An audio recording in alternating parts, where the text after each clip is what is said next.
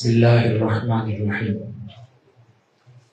الحمد لله كفى وسلام على عباده الذين اصطفى. قال الله تبارك وتعالى في كتابه المبين وجعلنا منهم أئمة يهدون بأمرنا لما صبروا وكانوا بآياتنا يوقنون. وقال عليه الصلاة والسلام الإمام ضامن أو كما قال عليه الصلاة والسلام. তরুণ আলেম প্রজন্মের পক্ষ থেকে আয়োজিত আজকের এই মহতী জলসায় উপস্থিত শ্রদ্ধেয় ওলামায়ে কেরাম, দিন দরদি মুসলমান ভাই, আরবিতে একটা প্রবাদ আছে, সানা কুব্বাতান হাব্বাতা, মানে গম্বুজকে সরিষার দানা বানানো। কোন বড় জিনিসকে যদি ছোট জিনিসের মধ্যে ঢুকাতে হয় তখন আরবিতে প্রবাদটা ব্যবহার করে যে মসজিদের একটা গম্বুজকে সরিষার দানা বানিয়ে দিবে। আমাকে যে বিষয়টা দেওয়া হয়েছে সে বিষয়টাকে আমাকে সময় দেওয়া হয়েছে মাত্র 10 থেকে 15 মিনিট। এর ভিতরে আমাকে এই বিষয়টা বলতে হবে। সময়ের তুলনায় বিষয়টা অনেক দীর্ঘ। আমি মৌলিক দুটো কথা আরজ করার নিয়ত করেছি। আল্লাহ তাআলা এই কথাটার দ্বারা আমাকে আপনাদের সবাইকে উপকৃত করেন। হযরত মাওলানা সৈয়দ আবুল হাসান আলী নদভী ওনার একটা বক্তব্য দিয়ে আমাদের আলোচনা শেষ করব। ওনার বয়ানগুলো ছেপে আসছে 8 খণ্ডে খুতবাতে আলিমিয়া নামে। ওর ভিতরে একটা বয়ান আছে ওনার, যে মসজিদের ইমামদের উদ্দেশ্যে উনি একটা আলোচনা করেছেন লখনৌতে, ভারতের উত্তরপ্রদেশের রাজধানী লখনৌতে ইমামদের মজলিসে। ওই পয়েন্টটার খোলাসাটা বলে আমি শেষ করব। হযরত প্রথমে প্রশ্ন করেছেন, আচ্ছা আমাদের রাষ্ট্র ব্যবস্থা, পৃথিবীতে মুসলিম রাষ্ট্র বলেন অমুসলিম রাষ্ট্র বলেন, এদের একটা জেলখানার ব্যবস্থা আছে, একটা পুলিশ ব্যবস্থা আছে, স্পেশাল ফোর্সের ব্যবস্থা আছে, শক্তিশালী একটা বিচার ব্যবস্থা আছে, শক্তিশালী একটা রাষ্ট্র কাঠামো আছে। কিন্তু মানুষের ভিতর থেকে অপরাধ প্রবণতা দূর করার ক্ষেত্রে এই সব ব্যবস্থাপনা সফলতার প্রশ্নে জিরো। বাংলাদেশে মাদকদ্রব্য নিয়ন্ত্রণ অধিদপ্তর আছে, প্রত্যেক জেলায় একটা ব্রাঞ্চ আছে, স্বরাষ্ট্র মন্ত্রণালয়ের অধীনে পরিচালিত হয়। হাজার হাজার কর্মচারীকে সরকার বেতন দিয়ে পালতেছে, কিন্তু মাদকদ্রব্য নিয়ন্ত্রণের ব্যাপারে এই প্রতিষ্ঠানের সফলতা জিরো, প্রতিদিন বাড়তেছে। মুহাম্মদুর রাসূলুল্লাহ সাল্লাল্লাহু আলাইহি ওয়াসাল্লাম ওনার এই ধরনের কোনো শক্তিশালী বিচার ব্যবস্থা ছিল না, শক্তিশালী কোনো এলিট ফোর্স ছিল না, পুলিশ বাহিনী ছিল না, কোনো জেলখানা ছিল না, মাদকদ্রব্য নিয়ন্ত্রণের জন্য কোনো অধিদপ্তর ছিল না। কিন্তু সফলতা হচ্ছে কি, 100 লক্ষ মানুষকে তিনি অসভ্যতার গর্ত থেকে উঠিয়ে সভ্যতার শীর্ষ চূড়ায় পৌঁছাই দিয়েছেন। সময় নিয়েছেন মাত্র 23 বছর। সুবহানাল্লাহ। এই সফলতার রহস্যটা কি, আর আমাদের এই ব্যর্থতার কারণটা কি? আজকে আধুনিক রাষ্ট্র ব্যবস্থার এই ব্যর্থতার কারণ কি? আমার ঢাকা বাড্ডা এলাকায় এক সন্ত্রাসী, তাকে 10 বারের উপরে পুলিশে পিটায় জেলখানায় নিয়ে গেছে। সে যখন জেলখানার থেকে জামিন নিয়ে বের হয় তো জেলারকে বলে আসে, স্যার আমার সিটটা দেখেন, আমি আবার আসতেছি। এই হচ্ছে আমাদের সমাজ। আর মুহাম্মদুর রাসূলুল্লাহর অবস্থা কি? অসভ্যতার গর্ত থেকে উঠে সভ্যতার এমন শীর্ষে পৌঁছেছে যে যাদের আলোচনা ছাড়া সভ্যতার ইতিহাস এখন অপূর্ণাঙ্গ। এর রহস্যটা কি? কি জাদু ছিল ওনার হাতে? কেন সক্ষম হলেন? সমাজ পরিবর্তনের আধুনিক বিশ্বে যে বিষয়গুলোকে উপকরণ মনে করা হয়, সে সমস্ত উপকরণকে বাদ দিয়ে, উপেক্ষা করে, সেগুলো থেকে নজরআন্দাজ করে কিভাবে তিনি এই সমাজকে পরিবর্তন করতে পারলেন? রহস্যটা কি? মাওলানা আবুল হাসান আলী নদভী রহমাতুল্লাহ একটা রহস্য বলেছেন। সেই রহস্যটা যদি আমাদের মসজিদের ইমামরা আত্মস্থ করে, তাহলে এই যে কর্মসূচি দেওয়া হয়েছে, এই কর্মসূচি এরকম অতি স্বল্প সময় এই উপকরণগুলো ছাড়া এটা বাস্তবায়ন সম্ভব। সে রহস্যটা হচ্ছে আমাদের রাষ্ট্র ব্যবস্থা মানুষের অপরাধ প্রবণতা শুরু হয় কোত্থেকে এটা জানে না। অপরাধ করে কেন মানুষ এটা জানে না। আর যখন অপরাধ করে কেন এটা যখন না জানবে, তো অপরাধ দূর করার সিস্টেমকে এটাও জানবে না। আপনারা জানেন ঢাকা ইউনিভার্সিটি সহ দেশের বড় বড় পাবলিক ইউনিভার্সিটিতে ক্রাইম ডিপার্টমেন্ট আছে। অপরাধ দমন কিভাবে করতে হয়, অপরাধ লালন কি জন্য করতে, এর জন্য আলাদা সাবজেক্ট আছে, এর উপর অনার্স মাস্টার্স কমপ্লিট করে ছাত্ররা, কিন্তু জানা নাই যে আসলে অপরাধ কেন করে। মুহাম্মদুর রাসূলুল্লাহ সাল্লাল্লাহু আলাইহি ওয়াসাল্লাম এই বিষয়টা বুঝতে পেরেছেন আর ঠিক গোড়ায় হাত দিয়েছেন। সেটা হচ্ছে কি, মানুষের দিলের ভিতরে প্রথমে মহান আল্লাহ তাআলার পরিচয় স্থাপন করলে পরে যখন আল্লাহর পরিচয়, তার শ্রেষ্ঠত্ব, তার হাকিকত, তার বাস্তবতা একটা মানুষের দিলে স্থাপন হয়ে যায়, এরপর উনি একটা তালিকা দেন, এই কাজগুলোকে আল্লাহ পছন্দ করেন, এই কাজগুলোকে আল্লাহ পছন্দ করেন। এই পছন্দ অপছন্দ, হারাম আর হালালের দুটো তালিকা দিয়ে দেন, 1 মিনিটে এগুলো মানুষের ভিতরে ঢুকে যায়। কিন্তু তার আগে আল্লাহ তাআলার পরিচয় দাঁড় করাতে হবে। এজন্য আপনি কোরআন পড়েন, কোরআনে আম্বিয়া ইকরামকে তার কওমকে উদ্দেশ্য করে দাওয়াতের যে ইবারতগুলো আছে, প্রত্যেক ইবারতের প্রথম শব্দ হচ্ছে আল্লাহর পরিচয় সম্পর্কে। ইয়া কওমি ইবুদুল্লাহ মা লাকুম মিন ইলাহিন গায়রু, আল্লাহ ছাড়া তোমাদের আর কেউ নাই। আমালি আলা আবুদুল্লাযী ফাতারানি, কেন ওই মালিকের হক আদায় করব না যিনি আমাকে সৃষ্টি করেছেন। পুরা কোরআনে আম্বিয়া ইকরামের দাওয়াতের যত বক্তব্য আছে, প্রত্যেক বক্তব্যের প্রথম ও প্রধান আলোচ্য বিষয় হচ্ছে আল্লাহ তাআলার পরিচয়। তো নবীরা যখন সমাজ পরিবর্তন করে তখন তারা এ ধরনের বিচ্ছিন্ন কোন জুজি বিষয় সংশোধনে যান না। মাদকদ্রব্য ছেড়ে দাও না, এই চুরি ছেড়ে দাও, এই দুর্নীতি ছেড়ে দাও, এটা কখনো বলেন না। নবীরা প্রথম চেষ্টা করেন যে এই কওম তার স্রষ্টাকে চিনে নিক। যখন আল্লাহকে চিনে নেয়, আল্লাহর বড়ত্ব দিলের ভিতরে স্থাপিত হয়ে যায়, তারপরে এবার 100 হারাম কাজের তালিকা দিয়ে দেন যে এই কাজগুলো আল্লাহ তাআলা হারাম করেছেন। ও আচ্ছা, আল্লাহ হারাম করেছে, এত বড় মালিক হারাম করেছে, আমি এটাতে লিপ্ত হতে পারি না। আর এটা হচ্ছে আল্লাহ তাআলা হালাল করেছেন, আল্লাহ তাআলা ফরজ করেছেন, এই 100 কাজের তালিকা দিয়ে দেয়, 1 মিনিটের ভিতরে ঢুকে যায়।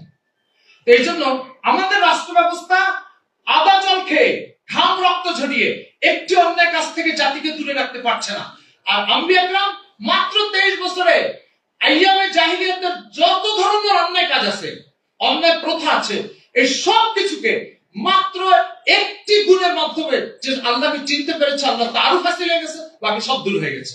আমাদের মসজিদের ইমামরা যদি নববী মানহাজের এই বিষয়টাকে গ্রহণ করে, নববী দাওয়াতি উসলুবের এই বিষয়টা গ্রহণ করে, অর্থাৎ আমি আমার কওমকে কোন বিচ্ছিন্ন বিষয়ের আগে আমি আলোচনা করব এই বিষয়ে কওম আল্লাহকে চিনেছে কিনা, আল্লাহর সৃষ্টি আল্লাহকে চিনেছে কিনা। এই জন্য আপনি দেখেন কোরআনে আহকামের আয়াত মাত্র 500, আর আল্লাহ তাআলার পরিচয়ের আয়াত আপনার 5000 এর বেশি। আপনি দেখেন, প্রশ্ন হচ্ছে কোরআন 5000 এর বেশি আল্লাহর পরিচয়, আর আহকাম ও বিধানের আয়াত মাত্র 500 কেন? তার কারণ হচ্ছে কোন জাতি আল্লাহকে যদি চিনে যায়, আহকাম 1 মিনিটের ভিতরে ঢুকে যাবে। তো এই উসলুবটা যতক্ষণ আয়ত্ত না আসবে ততক্ষণ সমাজ পরিবর্তন হবে। এটা একটা মাওলানা আলী মিয়া নদভী রাহমাতুল্লাহ আলাইহি একটা রহস্য বলেছেন। আরেকটা রহস্য বলেছেন, সেটা হচ্ছে দাওয়াতের কাজে, সমাজ পরিবর্তনের কাজে উলামায়ে কেরাম এবং আইম্মায়ে মাসাজিদ, আসাতিজায়ে মাদারিস, ওনারা যদি সমাজের মানুষের আস্থা অর্জন করতে ব্যর্থ হন, সমাজ পরিবর্তন সবচেয়ে কঠিন কাজ। আর যদি আস্থা অর্জন করতে পারেন, সমাজ পরিবর্তন সবচেয়ে সহজ কাজ। একটা উদাহরণ বলি, রাসূল সাল্লাল্লাহু আলাইহি সাল্লাম ওয়ানজির আশিরাতাকাল আকরাবিন, আপনার পরিবার ও বংশের লোকদেরকে আল্লাহর পরিচয়ের কথা বলে দ্বীনের দাওয়াত দেন। হুজুর নবুয়ত প্রাপ্ত হওয়ার পরে মক্কাবাসীকে জমা করলেন, আবু লাহাব, আবু জেহেল সবাই ছিল সেখানে উনি প্রথম কথা বললেন, আচ্ছা তোমাদেরকে আমি যদি বলি পাহাড়ের পিছনে একটা শত্রু বাহিনী তোমাদের উপর আক্রমণ করতে আসছে, তোমরা কি বিশ্বাস করবে? তো সবাই বলছে মা জাররাবনা আলাইকা ইল্লা বিল হক, আমরা কখনোই তোমার ব্যাপারে কোনো মিথ্যার সংবাদ জানি না, আমরা জানি তুমি যা বলো সব সত্য বলো। এই কথাটা আস্থার বহিঃপ্রকাশ। এই আস্থার বহিঃপ্রকাশ যেদিন আমাদের উলামায়ে কেরাম এবং আইম্মায়ে মাসাজিদ করবে, সেদিন আঙ্গুলের ইশারায় কওম উঠবে আর বসবে। রাসূল সাল্লাল্লাহু আলাইহি সাল্লাম 23 বছরের সমাজকে পরিবর্তন করেছেন। হুজুরের উপরে এই উম্মতের আস্থা এই পরিমাণ ছিল যে আজকে পুলিশ বাহিনীর ডান্ডা দিয়ে পিটা মানুষকে ঠিক করা যাচ্ছে না, জেলখানায় নিয়ে ঠিক করা যাচ্ছে না। আপনি পুরো হাদিস শাস্ত্রে রাসূল সাল্লাল্লাহু আলাইহি ওয়াসাল্লাম প্রতিটা হরকত নড়াচড়া বর্ণনা আছে। হেসেছেন, দাঁত কয়টা বের হয়েছে এই বর্ণনা আছে। কেঁদেছেন, কয় ফোঁটা চোখ দিয়ে পানি পড়েছে, এটাও হাদিসের কিতাবে উল্লেখ আছে। তাহলে যদি কাউকে মারতেন, পিটাতে, সেটার উল্লেখ থাকতো। কিন্তু 23 বছরের 100 লক্ষ মানুষকে পরিবর্তন করেছে, একজন মানুষকে কখনো লাঠি দিয়ে পিটাইছে, পুরো হাদিস শাস্ত্রে এটার উল্লেখ নাই। সম্ভব কিভাবে? তাহলে পরিবর্তনের রহস্যটাকে, এটা হচ্ছে আস্থার পূর্ণতা। আর আমরা পাচ্ছি না আমাদের আস্থার ঘাটতির কারণে। এই জন্য যদি আমরা আস্থা অর্জন করতে পারি এই কমে, তাহলে তাহলে এই কম আমাদের আঙ্গুলের ইশারায় উঠবে বসবে, আর এই প্রতারক দুর্নীতিবাজ রাজনীতিবিদদের হাত থেকে উম্মত বেড়ে আমাদের হাতের মধ্যে চলে আসবে। মোহতারাম হাজিরিন, আস্থার বিষয়টা একটু বলি। সূরা ইউসুফ আলাইহিস সালামের ভাইদের বক্তব্য যেটা আসছে, প্রথমে ইউসুফ আলাইহিস সালামকে নিয়ে কূপের মধ্যে ফেলে দিয়েছে, এসে বাবাকে বলছে যে আকালাহু যিবু, তাকে বাঘে খেয়ে ফেলছে। বাবা বললেন যে সাওয়ালাত লাকুম আনফুসুকুম আমরা, তোমরা একটা মিথ্যা প্রতারণা আর নাটক সাজায় নিয়ে এসেছো। ইয়াকুব আলাইহিস সালাম বললেন, এটা মিথ্যা কথা, আমার ছেলেকে বাঘে খায় নাই। কেন? আরে ভাই, বাঘে খেয়ে গেছে, তোমরা জামা নিয়ে আসছো, বাঘ একটা লোককে নিয়ে যাবে, জামা তোমাদের হাতে দিয়ে যাবে। দ্বিতীয় কথা হচ্ছে, বাঘ একটা লোককে নিয়ে 3-4-5 টুকরা করে দিবা, জামাটা অক্ষত থাকবে, জামাতে কোনো আঁচলও নাই, অক্ষত জামা। তো এটা দিয়ে করে বুঝছেন এটা একটা নাটক। বিনিয়ামিনকে ইউসুফ আলাইহিস সালাম মিশরের বাদশাহ করে রেখে দিয়েছিলেন। তখন ওই ভাইরা যে বাবাকে বলছে, ইন্না ইবনাকা সারাক, আপনার বেটা চুরি করেছে। মোহতারাম হাজিরিন, চুরি করার এই ঘটনা তো ইউসুফ আলাইহিস সালাম সাজিয়েছেন বিনিয়ামিনকে রেখে দেওয়ার জন্য, এটা বাস্তব। সেখানেও ইয়াকুব আলাইহিস সালাম ছেলেদেরকে বলছে, বাল সাওয়ালাত লাকুম আনফুসুকুম আমরা, এটা সূরা ইউসুফের 2 জায়গায় আছে, তোমরা একটা নাটক সাজায় নিয়ে এসেছো। মোহতারাম হাজিরিন, প্রথমটা ইউসুফের ক্ষেত্রে নাটক ছিল, এটা তো বাস্তব, কিন্তু বিনিয়ামিনেরটা নাটক ছিল না। বিনিয়ামিনেরটা তো বাস্তব ঘটনা, তারপরে সেটা কি ইয়াকুব আলাইহিস সালাম নাটক করলেন কেন? ইমাম কুরতুবী রাহমাতুল্লাহ লিখছেন যে ইউসুফ আলাইহিস সালামের ঘটনাতে মিথ্যা কথা বলার কারণে ইয়াকুব আলাইহিস সালামের ছেলেদের উপর থেকে আস্থা নষ্ট হয়ে গেছে। আর যখন আস্থা নষ্ট হয়ে গেছে, পরের বার এসে সত্য কথা বলছে কিন্তু বিশ্বাস করে না। তো ঠিক আস্থা নষ্ট যখন হয়ে যায়, তখন সত্য কথা বললে মানুষ সে কথা মানে না। সেই জন্য আপনি, আমি, উলামায়ে কিরাম, আইম্মায়ে মাসাজিদ, তারা যদি উম্মতের দিলের ভিতরে আস্থা অর্জন করতে পারে, এরপরে আল্লাহ তাআলার কথা বলবে, উম্মত তার কথা উঠবে আর বসবে। কিন্তু যদি আস্থা নষ্ট হয়ে যায়, এরপরে জান্নাতের কথা বলবে, জাহান্নামের কথা বলবে, আল্লাহর মতো একটা হাকিকি মাবুদ ও মালিকের কথা বলবে, উম্মত সেই কথা উঠবে না, বসবে না, মানবে না, বলে হুজুর ভুল কথা বলছে। এজন্য আস্থা অর্জনের জন্য রাসূল সাল্লাল্লাহু আলাইহি সাল্লামকে নবুয়তের আগে 40 বছর কাজ করতে হয়েছে। কত বছর? উনি দাওয়াতি কাজ করেছেন 23 বছর, আস্থা অর্জনের জন্য সময় দিয়েছেন 40 বছর। এই জন্য যখনই মক্কার কাফের ওনাকে জাদুকর বলতো, অথবা ভুল কথা বলছে, মিথ্যা কথা বলছে, এটা বলতো, সাথে সাথে উনি বলতেন, লাকাদ লাবিস্তু ফীকুম উমরাম মিন ক্বাবল আফালা তা'কিলুন, আরে তোমাদের সামনে আমি জীবনে 40টা বছর পার করেছি, তোমরা দেখো না আমি মিথ্যুক না সত্যবাদী? এই জন্য মুহতারাম হাজিরিন, আস্থার সংকট, এটার পরোক্ষ প্রভাব যায় পড়ে দিনের উপরে, দিনের আকাইদের উপরে। ত্রুটি করেছে আমি, উম্মত দিন থেকে বিচ্যুত হবে, উম্মত দিন থেকে আস্থাহীন হয়ে পড়বে। এই জন্য মুহতারাম হাজিরিন, এই দুটো বিষয়, একটা হচ্ছে মসজিদ ভিত্তিক সমাজ বিনির্মাণের অপরাধ দূর করার জন্য, মানুষের জিন্দেগি থেকে অপরাধ খতম করার জন্য প্রথম কাজ হচ্ছে উম্মতের দিলের ভিতরে আল্লাহ তাআলার পরিচয় এবং আল্লাহ তাআলার যোগ্যতা, সক্ষমতা, ক্ষমতা, এগুলো সবকিছু উপস্থাপন গেঁথে দিতে হবে, স্থাপন করতে হবে। আম্বিয়া কেরামের তরিকাই ছিল সমাজ পরিবর্তনের, এটাই। আর দ্বিতীয় নম্বর কাজ হচ্ছে আস্থা অর্জন করা। এই আস্থা যদি আমি আপনি অর্জন করতে পারি, তাহলে উম্মত প্রতারক রাজনীতিবিদদের হাত থেকে আমাদের হাতে চলে আসবে। এটা 1000 বার প্রমাণিত সত্য কথা, 1000 বার প্রমাণিত বাস্তব। নতুবা 23 বছর একজন মানুষ 100 লক্ষ মানুষকে তরবিয়ত কখনোই করতে পারে না, অসম্ভব জিনিস। কিন্তু এই সম্ভব হয়েছে কিভাবে? এই দুটো গুণের মাধ্যমে। আমরা যদি করি, আমাদের সমাজ এটা পরিবর্তন হবে। আর সমাজ পরিবর্তনের জন্য মুহাম্মদুর রাসূলুল্লাহ, সমাজ পরিবর্তনের জন্য মুহাম্মদুর রাসূলুল্লাহর উসলুব আর তার রেখে যাওয়া পন্থার বাইরে আপনি সমাজ পরিবর্তন করবেন, 100 বছর মেহনত করবেন, ফলাফল জিরো। আর মুহাম্মদুর রাসূলুল্লাহর তরিকায় আপনি সমাজ পরিবর্তনের চেষ্টা করবেন, তাহলে কাজ অল্প করবেন, ফলাফল অনেক লম্বা হবে। মুহতারাম হাজিরিন, আরেকটা কথা বলি, যারা সমাজ পরিবর্তন করব, যারা সমাজ পরিবর্তনের দায়িত্ব নিজেদের কাঁধে নিব, তাদের জন্য হযরত ইউসুফ আলাইহিস সালামের মধ্যে বড় কিছু আপনার দিক নির্দেশনা আল্লাহ পাক দিয়ে রেখেছেন। ইউসুফ আলাইহিস সালাম মিশরের বাদশা, ওনার ভাইরা ওনাকে জানের দুশমন কূপের মধ্যে ফেলে দিয়েছে। মিশরের বাদশা হওয়ার পরে তার কাছে আসছে, আসার পরে ইউসুফ আলাইহিস সালামকে জিজ্ঞাসা করছে, আইন্নাকা লাআনতা ইউসুফ, আপনি কি ইউসুফ, তুমি ইউসুফ?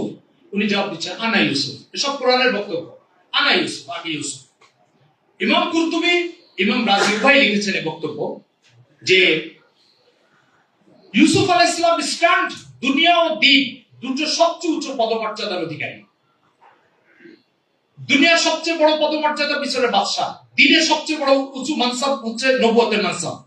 এই দুটো পদমর্যাদার অধিকারী, কিন্তু ওনার পরিচয় দেওয়ার ক্ষেত্রে এই দুটো শব্দের কোনো উপস্থিতি নেই। শুধু বলছেন আনা ইউসুফ। কথা বলেন না আনা মালিক মিসর ইউসুফ, এটা বলেন না আনা নবী ইউসুফ, আমি নবী ইউসুফ অথবা আমি মিশরের বাদশাহ ইউসুফ, এই কথা বলেন না। বলেছেন আমি ইউসুফ, শুধু ইউসুফ। এ কথার অর্থ হচ্ছে যে একজন দিনের জন্য ত্যাগ স্বীকার করবে, সমাজ পরিবর্তন করবে, তার মানসাব, দুনিয়াবী পদমর্যাদা, এগুলোর প্রতি লক্ষ্য, ভ্রুক্ষেপ, উল্লেখ, এগুলো কিছুই থাকবে না। দুঃখ পরিতাপের বিষয় হচ্ছে আমাদের ভিজিটিং কার্ড এখন এত লম্বা হয় যে লকব লিখতে লিখতে নাম লেখার জায়গা থাকে না। একজন আলেম দিন যে সমাজ পরিবর্তন করবে সেগুলো চিন্তা করবে না। সে কি চিন্তা করবে? সে চিন্তা করবে মানুষ আল্লাহকে চিনল কিনা, মানুষ আখিরাতে জাহান্নাম থেকে বাঁচলো কিনা। সত্যি যদি এটা হয় তাহলে উম্মত কিভাবে করবে? আমি আপনাকে উদাহরণ বলি একটা। এখন বর্ষাকাল, বুঝতে সুবিধা হবে। প্রত্যেক অফিসগামী লোক ঘর থেকে যখন বের হয় তার ব্যাগের মধ্যে একটা ছোট্ট ছাতা নিয়ে বের হয়। উদ্দেশ্য কি? 1 ঘন্টা বৃষ্টি হবে, ওই বৃষ্টিতে ছাতা তাকে বৃষ্টি ও রোদের হাত থেকে রক্ষা করবে। এই রোদের হাত থেকে আর বৃষ্টির হাত থেকে রক্ষা করবে, এই জন্য সে আগেও 2 ঘন্টা ছাতাকে ব্যাগে বহন করছে, পরে 2 ঘন্টা ছাতাকে বহন করছে। বিরক্ত হচ্ছে না, অস্বস্তি হচ্ছে, কেন? ছাতা তাকে বৃষ্টির হাত থেকে রক্ষা করবে। মোহতারাম হাজিরিন, এই উম্মত যখন টের পাবে যে উলামা ইকরামের মাধ্যমে আমি জাহান্নাম থেকে রক্ষা পাবো, এই উম্মত যখন টের পাবে উলামা ইকরামের মাধ্যমে আমি আমার স্রষ্টা মহান আল্লাহকে চিনব, এই উম্মত যখন টের পাবে এই ব্যক্তির মাধ্যমে আমি আমার পরিবার নীতি নৈতিকতার অধিকারী হবে, তখন এই উম্মত আমাকে ছাতার মতো মাথার উপর উঠাবে, ব্যাগের মধ্যে বহন করবে, এতে বিরক্তি বোধ করবে না। দুঃখ পরিতাপের বিষয় হচ্ছে যে আমরা যারা ছাতা, আমরা আমার পথ কি, আমার যোগ্যতা কি, আমার কি হলো, আমার দুনিয়া অর্জন হলো কিনা, এই চিন্তাতে ব্যস্ত। আপনি দেখেন এই চিন্তাতে যখন কোন সমাজ ব্যস্ত হয় সে কখনোই সমাজ পরিবর্তনে কাজ করতে পারবে না, কখন পারবে না। রাসূল সাল্লাল্লাহু আলাইহি ওয়াসাল্লাম বিদায় হজের ভাষণে সলক্ষ সাহাবীকে সামনে নিয়ে বলেছিলেন যে আল্লাহ বাল্লাগতু, আমি কি পৌঁছে দিয়েছি তোমাদের কাছে? সাহাবায়ে বলেছেন জি, আপনি পৌঁছাই দিয়েছেন। হুজুর বলেন আল্লাহ আপনি সাক্ষী থাকেন, আমি আপনার আমানত আপনার সৃষ্টির কাছে পৌঁছাই দিয়েছি। মোহতারাম হাজিরিন, জানার বিষয় হচ্ছে ওই মরুভূমিতে, ওই অনুর্বর এলাকায় তখনকার অল্প অল্প লোক বসতি স্থাপন করে মদিনাতে থাকতো। ওই টাইমে 100 লক্ষ মানুষকে একত্রিত করতে পারা একটা মিরাকল, একটা বিস্ময়কর বিষয় ছিল এটা। সেই 100 লক্ষ মানুষের সামনে দাঁড়িয়ে আজকে রাজনীতিবিদ বা আজকে আমাদের শ্রেণীর মতো দাঁড়িয়ে বলেন তো আজকে আমার এই দলটা সবচেয়ে বড় দল কিনা, বলেন তো, বলেছেন এই কথা? বলেন তো আমার এই শক্তিকে চ্যালেঞ্জ করার মতো কোনো ক্ষমতা কেউ রাখে? বিদায় হজের ভাষণে আমরা 10 জন লোককে জমা করতে পারলে কি বলি? বলেন তো আমার এই টিমটা আজকে সবচেয়ে বড় টিম কিনা? বলেন তো এই টিম দিয়ে আমি এই সরকার উল্টায় দিতে পারবো কিনা? বলেন তো আমার দলের চেয়ে আজকে ভারী দল আর আছে? কিন্তু রাসূল সাল্লাল্লাহু আলাইহি ওয়াসাল্লাম একটা বিরল সমাবেশ ঘটিয়েছেন, একবার এই কথা বলেননি। বলেছেন আমি কি আল্লাহর দ্বীন আল্লাহর বান্দাদের কাছে পৌঁছে দিতে পেরেছি?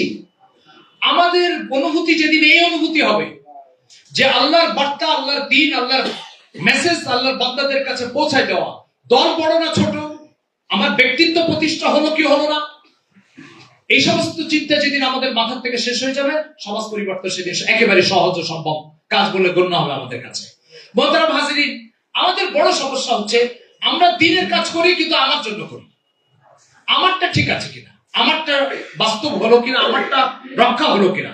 না মোহতারাম হাজিরিন, দ্বীনের দায়ী কখনো এরকম হয় না, দ্বীনের দায়ী কখনো হয় না।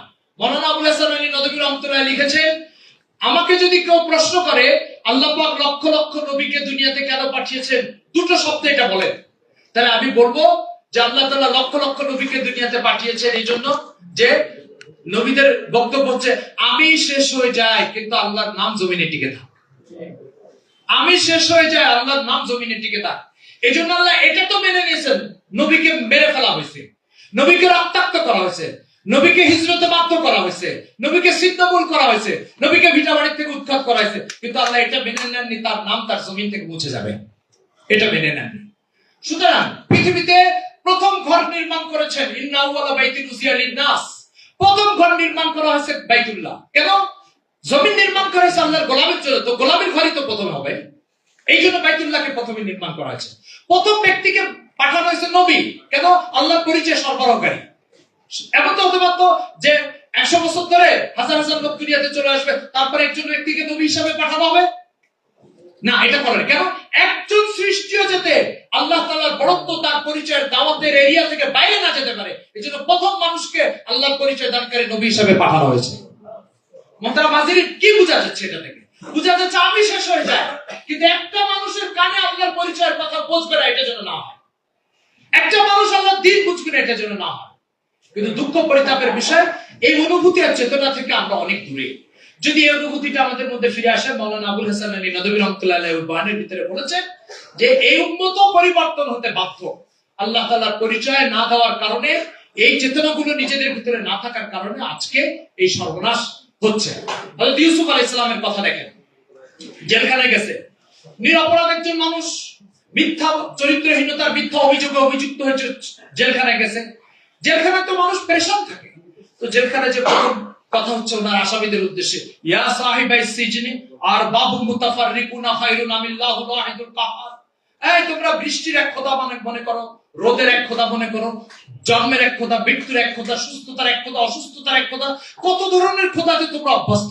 আচ্ছা বলে সব খোদা মানা ভালো না একজন খোদায় সবকিছুর মালিক তাকে মানা উচিত? বলো। তাওহীদের দাওয়াত, আল্লাহ তাআলার পরিচয়ের দাওয়াত, জেলখানায় যে পেরেশান, হতাশাগ্রস্ত এবং নির্দোষ মানুষ জেল খাটতেছে, জেলখানায় যে প্রথমে এই কথা বলছে। আশ্চর্য, একটা লোক জেলখানায় থেকে কত কথা বলে, কোরআন মাজিদে এগুলোর কোনটা আল্লাহ উল্লেখ করেন, শুধু এই দাওয়াতের কথাটা উল্লেখ করেছে। তার মানে আপনার আমার জিন্দেগি ওই কথাটাই শুধু আল্লাহর কাছে গ্রহণযোগ্য, যে কথাটা আল্লাহর পরিচয়ের সাথে সম্পর্কিত। এজন্য দেখেন আপনি কোরআন মাজিদে ইউসুফ আলাইহিস সালাম জেলখানায় কোন বর্ণনাতে 7 বছর, কোন বর্ণনাতে 9 বছর ছিলেন। তো 7 বছরই যদি আমি ধরে নিই, 7 বছরে একটা লোক জেলখানায় কত কথা বলে, এগুলো কোনো উল্লেখ করলেন না। শুধুমাত্র আল্লাহ তাআলার পরিচয়ের সাথে সম্পর্কিত যে দুটো বাক্য, এই দুটো বাক্য উল্লেখ করলেন। কি বোঝা গেল? বোঝা গেল যে আমার আপনার জিন্দেগিতে যতক্ষণ পর্যন্ত আল্লাহর পরিচয় বা আল্লাহর সৃষ্টি তিনি স্থাপন করব, এই মিশনটাতে যতদিন পর্যন্ত একত্রিত না হব, ততদিন আমার কথা, কাজ, আচার আচরণ, গতি বিধি, হরকত, যত সভা সমাবেশ যা কিছু আছে, এগুলো কোন মূল্য আল্লাহর কাছে নেই।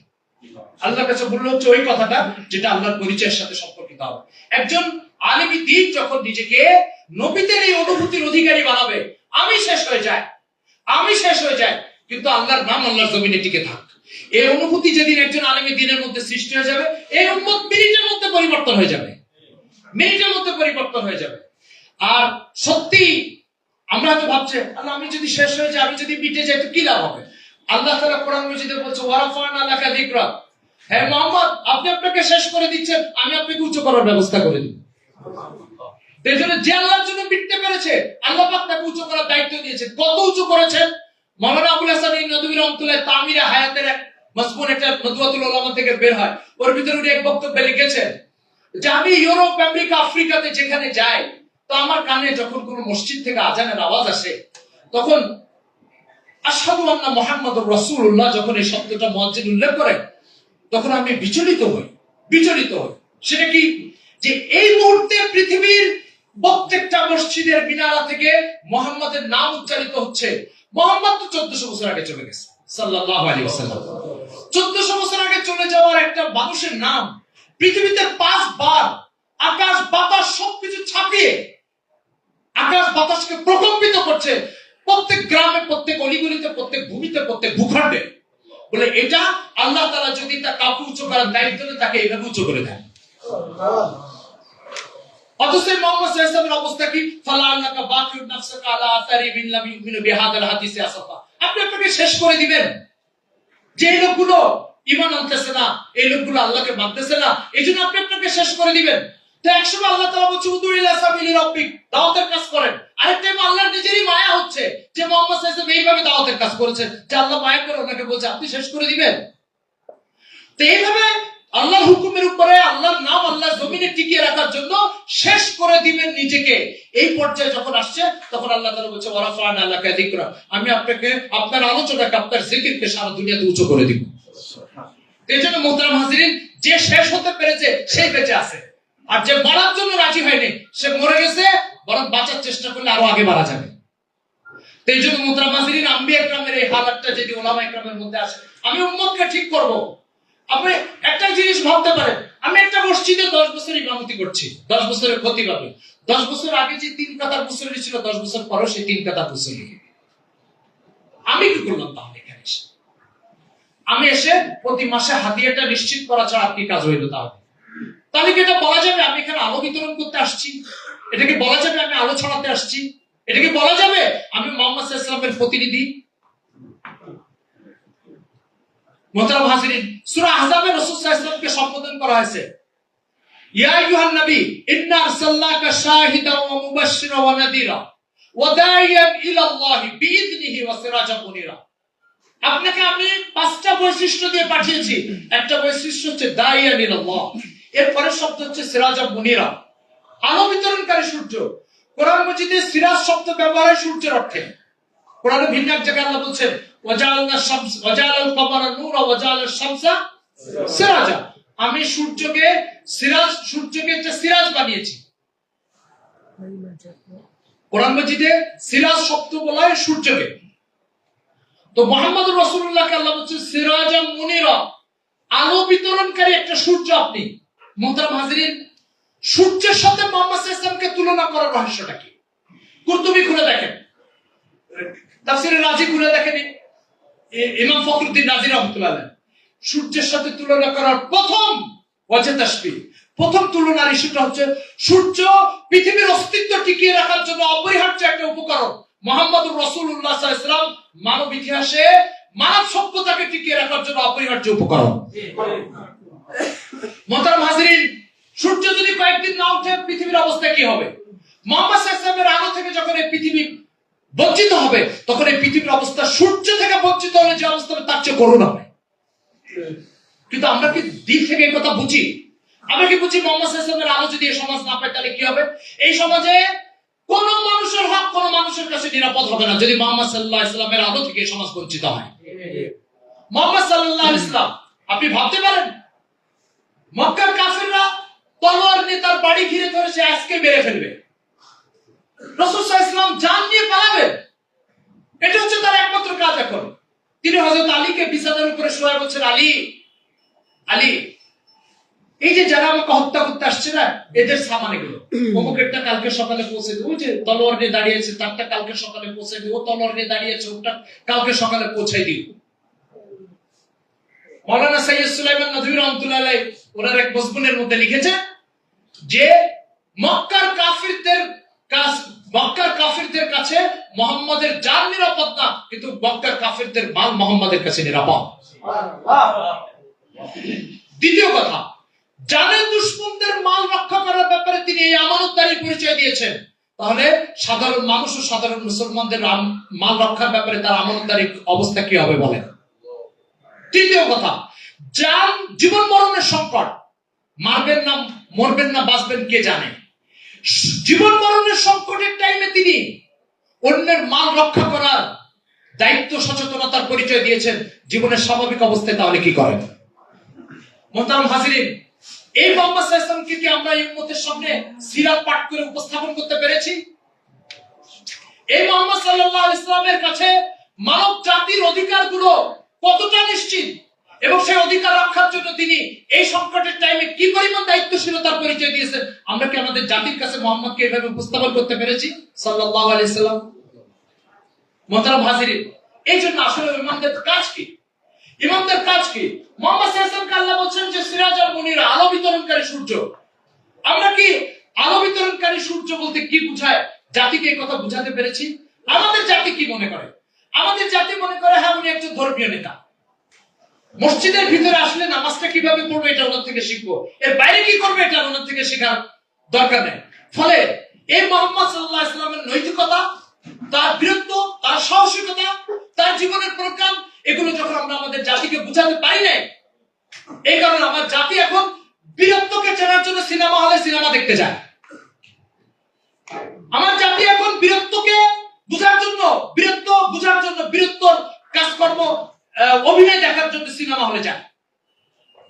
মুহাম্মদ সাল্লাল্লাহু আলাইহি ওয়াসাল্লামের মতো এরকম বীরকে যদি আমি উপস্থাপন করতাম যে 313 জনকে নিয়ে 1000 সৈন্যকে কাফেরের সৈন্যকে পরাজিত করেছে, তো বীরত্ব তো এখানে।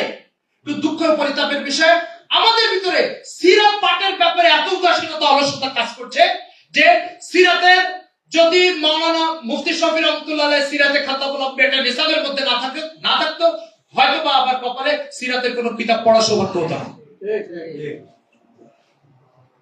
মাওলানা আবুল হাসান আলী নদভী রহমাতুল্লাহ আলাইহি সিরাত পাঠের প্রয়োজনীয়তার ভিতরে একটা চমৎকার কথা বলেছেন। সে কথা হচ্ছে যে একজন আলিমকে মুহাম্মদুর রাসূলুল্লাহর ওয়ারিস বলা হচ্ছে, তো তিনি যার ওয়ারিস তিনি যদি তাকে না চিনেন তো তিনি অন্যের কাছে তাকে উপস্থাপন করবেন কিভাবে?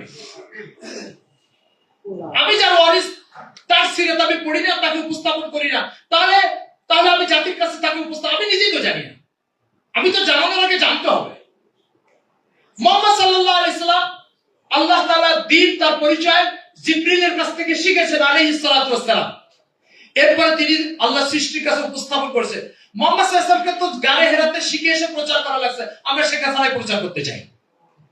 এইজন্য মাওলানা আশরাফ আলী থানভী রহমাতুল্লাহ একটা কিতাব আছে উলুম ফুনুন ও নিসাবে তালিম, কিতাবটা মূলত ওনার লেখা না, ওনার বিভিন্ন ইক্তেবাসাত জমা করেছে জাহিদ মুজাহিরি নামক একজন আলিম।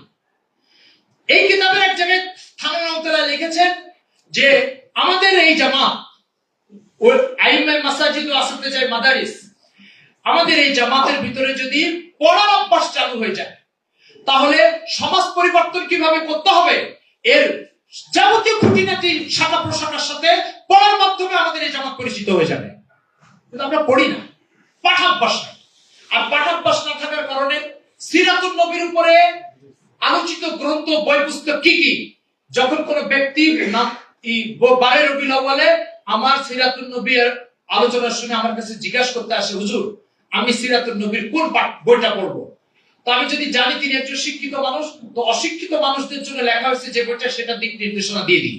আর অশিক্ষিত মানুষ যদি হয় তাহলে শিক্ষিতটা দিক নির্দেশনা দিই। কারণ কোন বই কাদের উদ্দেশ্যে লেখা হয়েছে, কোন তাফসীরটা কাদের উদ্দেশ্যে লেখা হয়েছে, কোন সিরাতের বইটার বৈশিষ্ট্যটা কি, এটার মূল থিমটা কি, এইটাকে কোন উসলুবে লেখা হয়েছে, এটা কোন মানহাজকে সামনে নিয়ে লেখা হয়েছে, এগুলো না জানার কারণে এই সমস্ত সিরাতুন নবীর বই পুস্তক ওগুলো লাইব্রেরিতে আছে, আমি আমার কাজ করে যাচ্ছি, পুরো বছর চলে যাচ্ছে, মুহাম্মদুর রাসূলুল্লাহ সিরাতের সাথে উম্মতকে পরিচিত করতে পারিনি।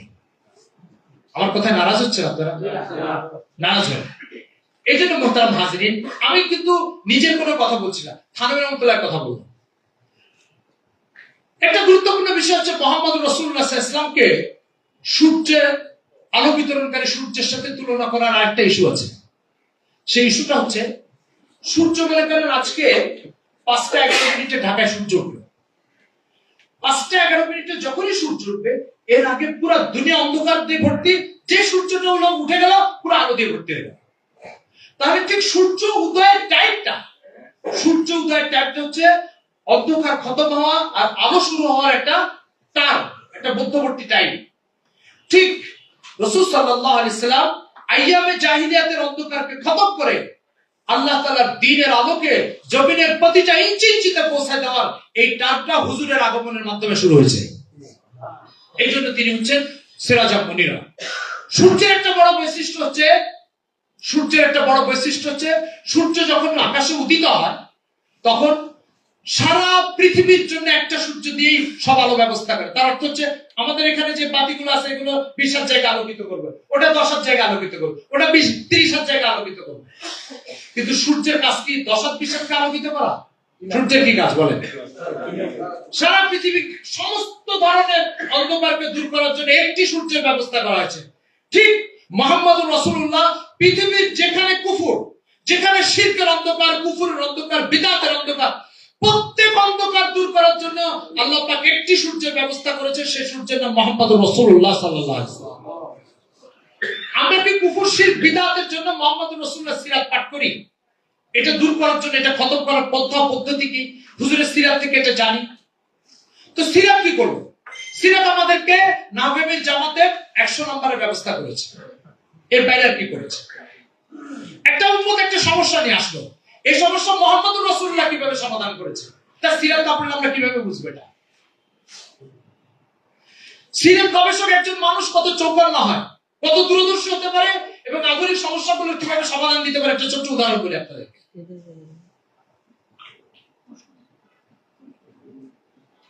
উর্দু একটা বইতে পড়া ঘটনাটা, 2013 সালে আমরা পাকিস্তান সফরে গেছিলাম, তখন এই উর্দু বইটা লাহোর থেকে কিনেছিলাম, ওখানে লেখা ছিল, নামটা ভুলে গেছি বইটা।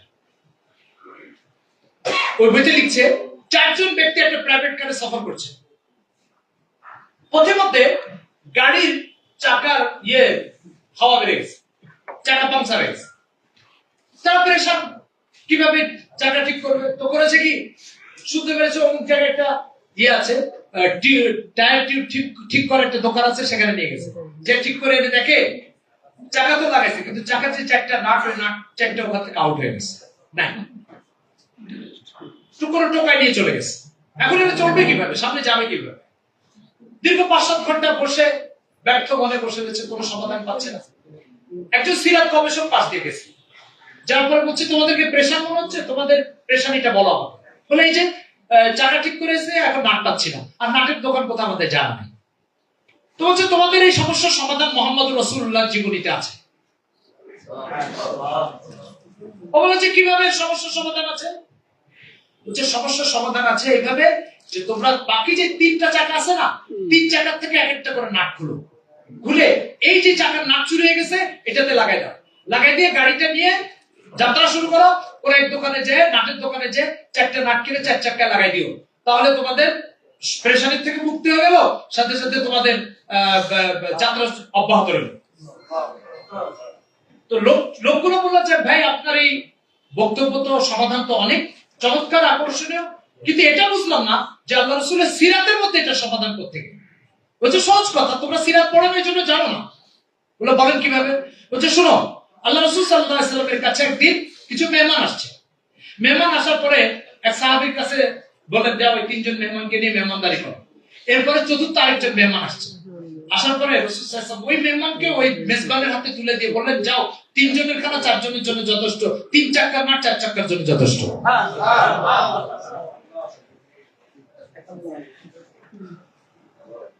রাসূল সাল্লাল্লাহু আলাইহি ওয়াসাল্লামের সিরাত, রাসূল সাল্লাল্লাহু আলাইহি ওয়াসাল্লামের সিরাত এটা ওলামায়ে কেরাম যদি না পড়ে আর না জানে, তাহলে উম্মতকে ও রাসূল সাল্লাল্লাহু আলাইহি ওয়াসাল্লামের সাথে জোড়ার যে দায়িত্ব আছে আমার কাঁধের উপরে, এই দায়িত্ব আমি পালন করতে পারবো না। মোহতারাম হাজিরিন, আজকে সমাজে একটা বড় আলোচিত প্রশ্ন হচ্ছে যে ইসলাম উট, ঘোড়া, মরুভূমি এই টাইপের এলাকার দিন ও জীবন আদর্শ, এটাকে আধুনিক যে বৈজ্ঞানিক উন্নতি অগ্রগতির যে যুগ, তথ্য প্রযুক্তির এই যুগ, এই যুগে এই দিন অথবা এই প্রশ্ন আজকের নাস্তিকরা তাদের বিভিন্ন ওয়েবসাইটে ইসলামকে আক্রমণ করার জন্য এই কথাটা ছড়িয়ে দিচ্ছে। এই কথার এই অভিযোগ ইসলামের বিরুদ্ধে যে এটা ব্যাকডেটের দিন, আধুনিক কোন যুগের দিন এটা নয়, এটার জবাব কি? এই প্রশ্নের জবাব কি? মাওলানা আশরাফ আলী থানভী রাহমাতুল্লাহর কাছে একজন এই চিঠি লিখেছে, লিখে এই প্রশ্নটা করেছে। হযরত বলেছেন রাসূল সাল্লাল্লাহু আলাইহি ওয়াসাল্লামের সিরাতের ভিতরে প্রশ্নের জবাব আছে। বলে কিভাবে জবাব? তুমি প্রথমে জবাবটা বলছে, বলে দেখো ইসলামের মেন থিমটাকে, এটাকে বুঝো। ইসলামের মূল কনসেপ্টটা কি? ইসলামের মূল কনসেপ্টটা হচ্ছে যে আল্লাহ তাআলা তোমাকে সৃষ্টি করেছে, আর তুমি দুনিয়াতে আসার আগে তোমার প্রয়োজনীয় কি উপায় উপকরণ লাগবে বাঁচার জন্য, সব সেট করে পৃথিবীকে তৈরি করে রেখেছে। আপনাদের এই প্রোগ্রামটা এই আপনার মিলনায়তনে, এই অডিটোরিয়ামে যে হচ্ছে, এই অডিটোরিয়ামে এখানে এসি, লাইট সবকিছু এই প্রতিষ্ঠানের কর্তৃপক্ষ আগে সেট করেছে। আপনি এসে ব্যবহার করে চলে যাবেন, আপনাকে একটা ফিস দিয়ে তারপরে বিদায় দিতে হবে। একটা আবাসিক হোটেল আপনি 2 দিন থাকেন, আপনি যাওয়ার আগে ওখানে অবস্থান করার জন্য যে সমস্ত উপকরণ দরকার, খাবার, পানি টানি সব সেট করে রাখবেন, আপনি যাওয়ার সময় $200 দিয়ে চলে যান। ঠিক পৃথিবীটা আল্লাহ তাআলা, আমি আসার আগে পানি দরকার, আমাকে এসে পানি সেট করতে হয় না, আল্লাহ তাআলা আমি আসার আগে পানি সেট করে দিয়েছে। আমি আসার পর অক্সিজেন সেট করিনি, আমি আসার আগে অক্সিজেন সেট করা আছে। আমার এখানে বেঁচে থাকার জন্য একটা সমতল ভূমি দরকার, আল্লাহ তাআলা আমি আসার আগেই এটা সেট করে দিয়েছে। আমি এসে এটা ব্যবহার করব। এখন 2 দিন 5 স্টার হোটেল আর 2 দিন আপনি এই অডিটোরিয়াম ব্যবহার করবেন, এর জন্য যদি এর কর্তৃপক্ষের একটা পাওনা আপনার উপর অপরিহার্য হয়, আপনি 80 বছর আল্লাহ তাআলার সাজানো পরিপাটি করা নিয়ামত ভোগ করে চলে যাবেন, আপনার উপরে আল্লাহ তাআলা হক থাকবে কি থাকবে না? থাকবে। তো এই হকটা, অর্থাৎ আল্লাহ তাআলার হুকুক ও হুকুকের সমষ্টি, এটা হচ্ছে ইসলাম। ইসলাম কি ভাই? আল্লাহ তাআলার হুকুকের সমষ্টি। ইসলাম হচ্ছে আল্লাহ তাআলার হুকুকের সমষ্টি। আচ্ছা এবার বলো, উট ও ঘোড়ার যুগে যে মানুষগুলো দুনিয়াতে এসেছিল তারা অক্সিজেন, আলো এই সব কিছু ভোগ করেছে, আর এখনকার লোক ভোগ করছে না। কথাটা কেমন? তারাও ভোগ করেছে, এখনকার লোকও ভোগ করছে। তো তারা এগুলো সরবরাহকারী পাওনা পরিশোধ করবে, এই যুগের লোক পরিশোধ করবে না কেন? পাওনা কখনো যুগ আর সময়ের আলোকে চেঞ্জ হয় না। 300 বছর আগে একটা লোক হোটেলে ভাত খেয়েছে, তাকেও পাওনা পরিশোধ করতে হবে। 300 বছর পরে যে লোক হোটেলে ভাত খেয়েছে তাকেও পাওনা পরিশোধ করতে হবে। তো ইসলাম তো হচ্ছে আল্লাহ তাআলার হুকুকের সমষ্টি। হুকুকের সমষ্টি 14 বছর আগে কি আর 1400 বছর পরে কি? 1400 কোটি বছর পরেও যদি কেউ এসে আল্লাহ তাআলার এই নিয়ামত ভোগ করে, তাকেও আল্লাহর পাওনা পরিশোধ করতে হবে। আর আল্লাহ তাআলার পাওনা পরিশোধের সিস্টেম হচ্ছে আল্লাহকে সিজদা দেওয়া। আল্লাহ তাআলার পাওনা পরিশোধের সিস্টেম কি? আল্লাহকে সিজদা দিলে তার পাওনা পরিশোধ হবে। এবার ওই লোকটা বলছে, হযরত আপনার বক্তব্যটা অনেক যৌক্তিক, গ্রহণযোগ্য, কিন্তু আমাকে একটু বলেন এই বক্তব্যটা রাসূল সাল্লাল্লাহু আলাইহি ওয়াসাল্লামের সিরাত থেকে কই থেকে আসছে? বলছে দেখো, আল্লাহ রাসূল সাল্লাল্লাহু আলাইহি ওয়াসাল্লাম যখনই তার সাহাবীদেরকে আল্লাহর হকের ব্যাপারে উদ্বুদ্ধ করতেন, তার আগে আয়াত পড়তেন। কি আয়াত শোনো? ইয়া আইয়ুহান নাসু উবুদু রাব্বাকুমুল্লাযী খালাকাকুম। এই দুনিয়ার মানুষ, সবাই আল্লাহর গোলামি করো। কেন গোলামি করবে? খালাকাকুম, তোমাদের ভিতরে বাইরে সবকিছু তিনি সৃষ্টি করেছেন, তুমি এগুলো ব্যবহার করো, তো কেন তার গোলামি করবে না? তোমার চোখ চিকিৎসা করে একজন 2000 টাকা পেতে পারে, পুরা চোখ আল্লাহ তাআলা দান করে সে তার হক পাবে না কেন? তো ইসলাম কি? ইসলাম হচ্ছে মানব জীবনের সবচেয়ে যৌক্তিক দিন, সবচেয়ে মানব মেধার অনুকূলের দিন। মানব মেধার সবচেয়ে গ্রহণযোগ্য কোন কথা যদি মানুষ গ্রহণ করে, তাহলে ইসলামের এই দিকটাই গ্রহণ করবে। কিন্তু মোহতারাম হাজিরিন, আমরা কি আমাদের উম্মতের সামনে দিনকে এভাবে উপস্থাপন করতে পেরেছি? কিভাবে পেরেছি এটা? কেন পারি না? আমরা থানবীর লেখা পড়ি না, আমরা মাওলানা আবুল হাসান আলী নদভীর লেখা পড়ি না।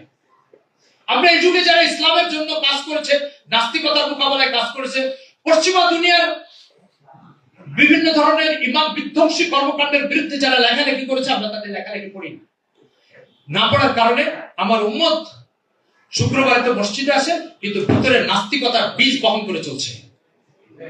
ভিতরে নাস্তিকতার বীজ বাষ্প লালন করে আমার উম্মত আল্লাহর জমিনকে ব্যবহার করছে। এটা সমাধান কোথায়? এটা সমাধান হচ্ছে যারা এই ব্যাধিগুলো দূর করার জন্য লেখালেখি করেছে, তাদের লেখালেখি পড়তে হবে।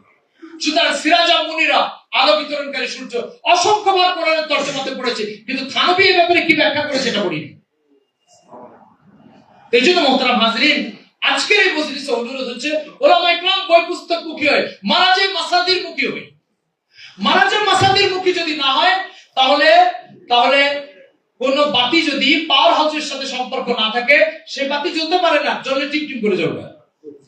তো মারাজে মাসাদির আমাদের বড়রা কি লিখে গেছে এটা পড়তে হবে। এটা না পড়লে, আজকে এক যুবক এসে আপনাকে প্রশ্ন করবে, আচ্ছা আপনি আল্লাহ তাআলাকে আদল ও ইনসাফের অধিকারী এক সত্তা বলছেন, আমার একটা প্রশ্ন আছে। কি প্রশ্ন বাবা? প্রশ্ন হচ্ছে, একটা লোক 70 বছর আল্লাহর সাথে নাফরমানি ও কুফরি করে চলে গেল, আল্লাহ তাআলা তাকে আজীবন জাহান্নামের শাস্তি দিবে, কোনদিন জাহান্নাম থেকে বের হতে পারবে না। প্রশ্ন হচ্ছে, অপরাধ লঘু আর দণ্ড হচ্ছে গুরু। লঘু অপরাধে এত বড় গুরুদণ্ড দিবেন কেন? 70 বছর অপরাধ করেছে, 70 বছরের সাজা দিবেন, অনাদি অনন্তকাল জাহান্নামে দিবেন কেন? এটা যৌক্তিক প্রশ্ন কিনা ভাই? এই প্রশ্ন নাস্তিকরা তাদের বিভিন্ন ওয়েবসাইটে লিখে প্রচার করছে, আমাদের স্কুল কলেজ ইউনিভার্সিটির ছাত্ররা এগুলো লুফে নিচ্ছে আর আমাদেরকে নিক্ষেপ করছে। কিন্তু কি লিখেছে আমাদের বড়রা এই ব্যাপারে? থানভী রহমাতুল্লাহ এখন থেকে 100 বছর আগে এটা জবাব দিয়ে গেছে। থানভী রহমাতুল্লাহ আশরাফুল জবাব খুলে দেখেন, এর ভিতরে হযরত লিখেছে এই প্রশ্নের জবাব। এটা একটু মনোযোগের সাথে শুনি। থানভী রহমাতুল্লাহ লিখেছেন, ভাই যারা কাজের সাথে জড়িত না তারা খামোশ হয়ে যায়।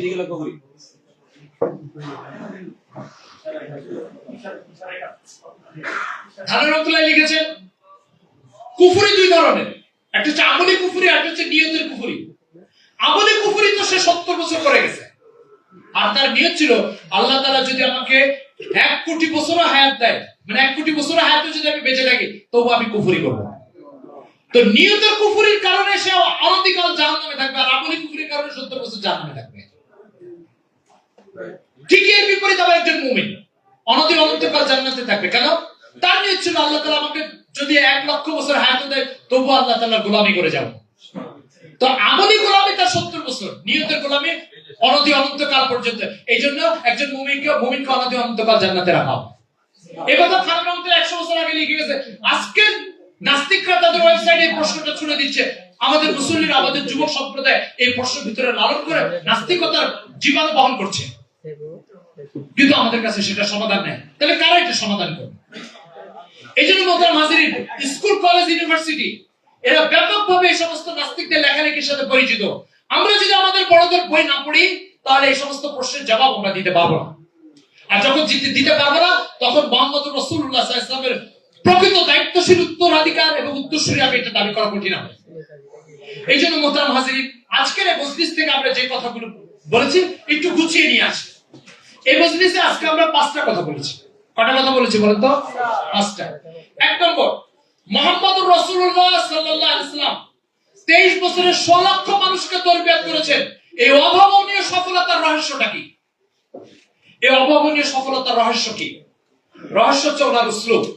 ওনার উসলুব কি? কোন জুজি ইসলাম কখনো করতেন না। ইসলাম যেটা করতেন, সংশোধন যেটা করতেন, সেটা হচ্ছে আল্লাহ তাআলার পরিচয় স্থাপন করে দিতেন। এই এক পরিচয় স্থাপন করে দিলে মানব জীবন থেকে সব ব্যাধি বেরিয়ে যেত। এটা হচ্ছে উসলুব, নবম উসলুব। এটা একটা বিষয়। 2 নম্বর বিষয় আমরা আলোচনা করেছি যে রাসূল সাল্লাল্লাহু আলাইহি সাল্লাম আধুনিক কোন উপায় উপকরণ ব্যবহার করেন নাই। সমাজ পরিবর্তনের জন্য কোন উপায় উপকরণ ব্যবহার করেন না। জেলখানা ছিল তার, না কোনো শক্তিশালী বিচার ব্যবস্থা ছিল, না কোনো এলিট ফোর্স ছিল, কিচ্ছু ছিল না। প্রশ্ন হচ্ছে এই উপকরণগুলো দিয়ে মানুষ যা করতে পারে বা করে, সেগুলো তিনি এগুলো ছাড়াই করলেন কিভাবে? সেই করার রহস্যটা হচ্ছে ওনার উপর অবিচল আস্থা ছিল। অবিচল আস্থা। আস্থা নষ্ট হওয়ার যে কাজগুলি, এই কাজগুলি পৃথিবীতে খালেদ সাজিদ করতে পারে। এই আস্থা নষ্ট হওয়ার কাজগুলি কখনো আমরা করতে পারি না। আস্থা নষ্ট হয় কিভাবে? সেই আলোচনাটা একান্ত উলামা কেরামের মজলিসে হওয়া উচিত। এইভাবে আম মজলিসে এটা কঠিন। আমরা এগুলো একটু খেয়াল রাখি, আস্থা নষ্ট হওয়ার মতো কোনো কাজ আমাকে দিয়ে হয় কিনা। আমাদের প্রসিদ্ধ ছোটবেলায় গল্পের বইতে আমরা পড়ছিলাম যে এক রাখাল ছিল। সেই রাখাল বলছিল যে এই বাঘ বাঘ বাঘ, তো গ্রামের সবাই এসে তাকে বাঁচাতে আসছে, এসে তাকে মিথ্যা কথা বলছে। পরের দিন সত্যি বাঘ আসছে, সেদিন সে চিৎকার করেছে, কিন্তু গ্রামের লোক আসে নাই। প্রশ্ন হচ্ছে কেন আসে নাই? কি জন্য আস্থা নষ্ট হলো? ব্যাস, সহজে বুঝতে পারে। এই জন্য মুহাম্মদুর রাসূলুল্লাহ পৃথিবীতে একমাত্র ব্যক্তিত্ব যিনি 63 বছরের জীবনে কখনো কোনো মিথ্যা কথা বলেন না।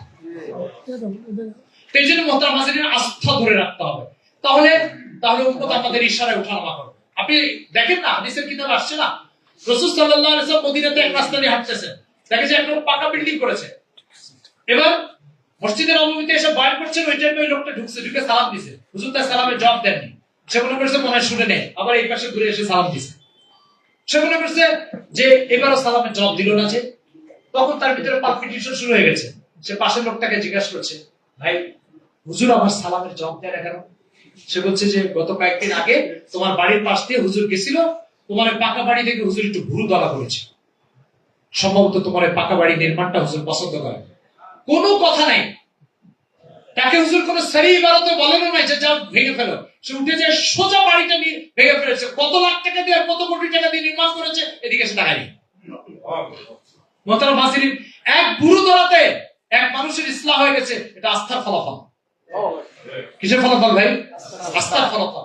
সত্যি যদি এই উম্মত আমাদের উপরে শতভাগ আস্থা পোষণ করে, তাহলে উম্মত যখন দেখবে মানবীয় গুণাবলীর সবগুলো আমাদের মধ্যে বিদ্যমান, তখন উম্মত আমাদের কথায় বড় বড় রাজনীতিবিদরা পল্টি দিয়ে দিবে। কিন্তু দুঃখ পরিতাপের বিষয়, এখন রাজনীতিবিদদের কথা আমাদেরকে পল্টি দেয়। মুহতারাম হাজিরিন, রাজনীতিবিদদের আস্থা অর্জন হয় 2 জিনিস দ্বারা, আমাদের আস্থা হয় 2 জিনিস দ্বারা। রাজনীতিবিদদের আস্থা অর্জন হয় যে 2 জিনিস দ্বারা, সেটা হচ্ছে অর্থ আর ক্ষমতা। আর আমাদের আস্থা হয় 2 জিনিস দ্বারা, আখলাক আর তাকওয়া। বলেন উলামা ইকরামের আস্থা কি দিয়ে অর্জন হয় ভাই? আখলাক আর তাকওয়া। আপনি দেখেন, আখলাক তাকওয়া থেকে আমি দূরে সরে যাব, উম্মতের দিল থেকে আল্লাহ আস্থা খতম করে দিবেন। আর আখলাক আর তাকওয়ার লাইনে আমি মজবুত হব, উম্মতের দিলে আল্লাহ পাক আস্থা তৈরি করে দিবেন। এই জন্য দেখেন, কোন নবীকে, মুসা আলাইহিস সালামের মতো নবী মুখে জড়তা ছিল, তারপরে অনেক নবী দুনিয়াতে আসছেন, তিনি বন্দা হয়েছেন, ছিন্নমূল ছিলেন, দরিদ্র ছিলেন, ছেঁড়া কাপড় পরতেন। এই সমস্ত বিষয় নবীদের জীবনের সঙ্গী।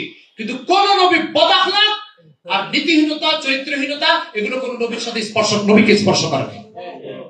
আপনি দেখেন মুসা ইসলাম কথা বলতে পারে, ফিরাউন অভিযোগ করেছে, বলে ইয়াকাদু ইউবি, আরে তো ভালো করে কথা বলতে পারে না, তোমার তার কথা শোনো।